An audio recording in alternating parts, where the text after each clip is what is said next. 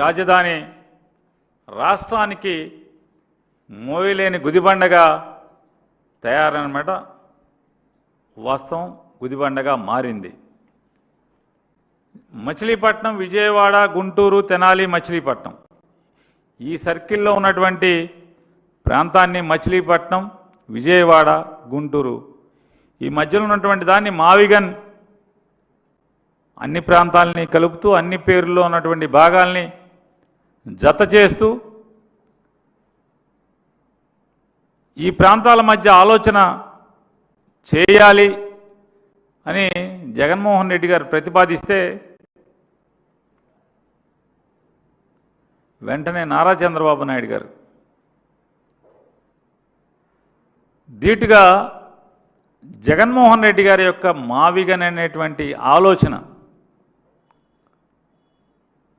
మచిలీపట్నం, విజయవాడ, గుంటూరు, తెనాలి, మచిలీపట్నం ఈ సర్కిల్లో ఉన్నటువంటి ఈ ప్రాంతం మొత్తంలో రాజధాని ఏర్పాటు చేస్తే ఎలా అభ్యంతరకరమో,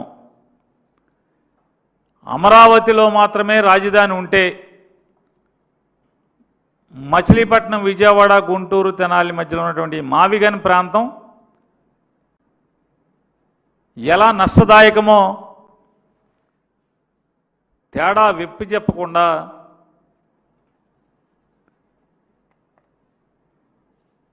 మంత్రులతో, తెలుగుదేశం పార్టీ నాయకులతో బూతులు, పాఠాలు రాసిచ్చి వాటిని ఒళ్ళి వేయించడం గడిచిన వారం రోజులుగా మనందరం చూస్తున్నాం. మంత్రులతో, బాధ్యతగా వ్యవహరించాల్సినటువంటి రాష్ట్ర మంత్రులతో జగన్మోహన్ రెడ్డి గారిని బూతులు తిట్టిస్తారు. అచ్చెన్నాయుడు గారు, అనిత గారు, కేశవ్ గారు, నిమ్మల రామానాయుడు గారు,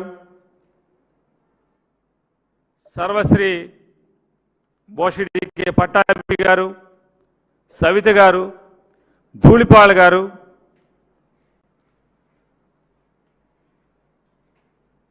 ఎంపీ కలిశెట్టి గారు, అలాగే మినిస్టర్ సత్యమూర్తి గారు, ఇలాంటి వాళ్ళందరినీ కూడా ఉస్కు అని ఉసుగొలిపి బూతులు, అసత్యపు నిందలతో జగన్మోహన్ రెడ్డి గారిని తిట్టిస్తారు. తిట్టించడమే కాకుండా అంటే వీరికి నారా చంద్రబాబు నాయుడు గారికి అర్థం కాని విషయం ఏంటంటే టీడీపీ వీళ్ళందరికీ కూడా జగన్మోహన్ రెడ్డి గారిని గేలి చేస్తున్నాము, జగన్మోహన్ రెడ్డి గారిని మావిగన్ పేరుతో ట్రోల్ చేస్తున్నామని చెప్పని సంబరపడ్డారు. కానీ 2 రోజులు అంటే 48 గంటలు తిరిగేప్పటికీ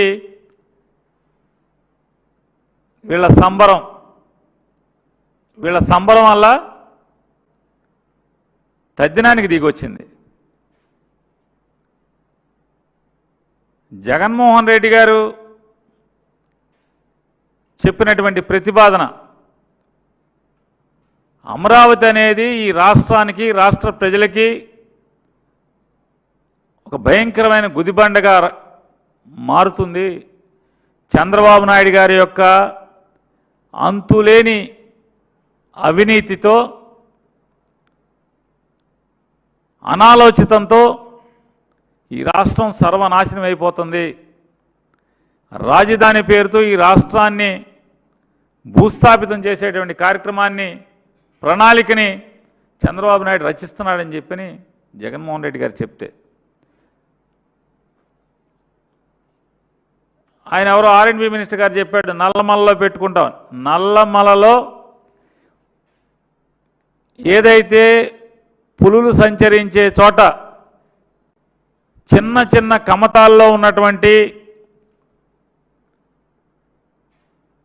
షెడ్యూల్డ్ ట్రైబ్ జాతులు అంటే అక్కడ నివాసం ఉన్నటువంటి మారుమూల అటవీ ప్రాంతంలో నివసిస్తున్న వారికి దగ్గర నుంచి, లేదా అరకు, పాడేరు, ఒరిస్సా బోర్డర్లో ఉన్నటువంటి అతి సామాన్య రైతాంగానికి కూడా జగన్మోహన్ రెడ్డి గారి యొక్క ఈ ఆలోచన అంటే రాష్ట్రానికి రాజధాని అనేది ఒక సిరి సంపదల తొలతూగేటువంటి రాజధానిగా ఉండాలి తప్పితే ఈ రాష్ట్రాన్ని రాష్ట్ర ప్రజల్ని దివాళా తీయించేటువంటి రాజధానిగా ఉండటం కరెక్టా? అంటే ఆంధ్రప్రదేశ్ రాష్ట్రానికి రాజధాని అనేది ఈ రాష్ట్రాన్ని రాష్ట్ర ప్రజల్ని అప్పుల ఊబిలో పాతరేసేదే అయి ఉండాలా? లేదా ఈ రాష్ట్రాన్ని రాష్ట్ర ప్రజలకి సిరి సంపదలను ఇచ్చేటువంటి ఒక పంటలాగా, ఒక చేనులాగా, ఒక ధాన్యాగారంగా, ఒక ఖజానాగా మారాలా అనేది, అంటే ఏదైతే బాగుంటుంది అనేది వాళ్ళ రాష్ట్ర ప్రజలందరూ కూడా ఆలోచించే పరిస్థితి వచ్చింది. సంతోషం, మీరే ఈ జగన్మోహన్ రెడ్డి గారి యొక్క ప్రతిపాదనని అద్భుతంగా తీసుకెళ్లారు ప్రజల్లోకి. మీరు హేళనతో, మీరు జగన్మోహన్ రెడ్డి గారిని కించపరుస్తూనో చేసినటువంటి గొప్ప కార్యక్రమం. తెలుగుదేశం పార్టీ అంటే ఎన్టీ రామారావు గారిని కుప్పకూల్చిన తర్వాత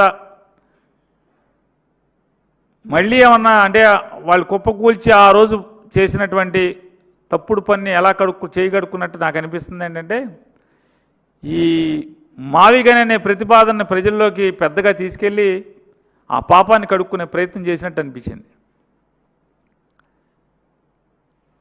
ఒక ఎంపీ గారితో నారా చంద్రబాబు నాయుడు గారు పాత వీడియోలు కష్టపడి ఎతికిచ్చి ఐఎన్పిఆర్ డిపార్ట్మెంట్తో, టీవీ ఛానల్ వాళ్ళతో, అందరితో ఎతికిచ్చి బొత్స సత్యనారాయణ గారు, ధర్మాన ప్రసాదరావు గారు ఈ ఇద్దరు జగన్మోహన్ రెడ్డి గారి గురించి ఏదో నిందలు, లేదా వారు కాంగ్రెస్ పార్టీలో ఉన్నారు, వీరు కాంగ్రెస్ పార్టీకి వ్యతిరేకంగా జగన్మోహన్ రెడ్డి గారు వైఎస్ఆర్ కాంగ్రెస్ పార్టీ ఏర్పాటు చేసుకున్నారు. వారిద్దరూ మంత్రులుగా ఉండి, కాంగ్రెస్ పార్టీలో మంత్రులుగా ఉండి, వాళ్ళిద్దరూ జగన్మోహన్ రెడ్డి గారికి వ్యతిరేకంగా మాట్లాడారంట. వాటిని చూపించి ఇదిగో చూడండి అని చెప్పి చంకలు గుద్దుకుంటున్నాడు ఒక ఎంపీ గారు. ఆ ఎంపీ గారు మళ్ళీ ప్రెస్ మీట్ పెట్టండి, నేను వీడియోలు పంపిస్తాను, నేను పంపించే వీడియోలతో కూడా ఒకటి పెట్టండి. బూత్ బంట్రోతులాగా చంద్రబాబు నాయుడు గారు ఏది రాసిస్తే, ఏది చూపిస్తే అది చూపించినంత మాత్రాన ప్రజలు అమాయకులు కాదు, ప్రజల విచక్షణ లేని వాళ్ళు కాదు చంద్రబాబు నాయుడు గారు. సాక్షాత్తు మీకు పిల్లనిచ్చినటువంటి మీ మామ నారా చంద్రబాబు నాయుడు గారు కాళ్ళు కడిగి నెత్తి మీద జల్లుకున్నటువంటి మీ మామ ఎన్టీ రామారావు గారు ఎన్ని తిట్టాడు రామారావు గారు మిమ్మల్ని. చంద్రబాబు గారు రామారావు గారు తిట్టు తిట్టకుండా ఎన్ని తిట్టారు మిమ్మల్ని. అంత ఘోరంగా, అంత నీచంగా నారా చంద్రబాబు నాయుడు గారిని ఇప్పుడు వరకు వాళ్ళ అమ్మగారు, నాన్నగారు కూడా, ఖర్జూర్ నాయుడు గారు, అమ్మనమ్మ గారు కూడా తిట్టుండరు. అంత ఘోరాది ఘోరంగా ఆయన తిట్లు తిడితే ఇంకెవడనైతే అసలు జీవించడానికి కూడా ఇబ్బంది పడాల్సిన పరిస్థితి.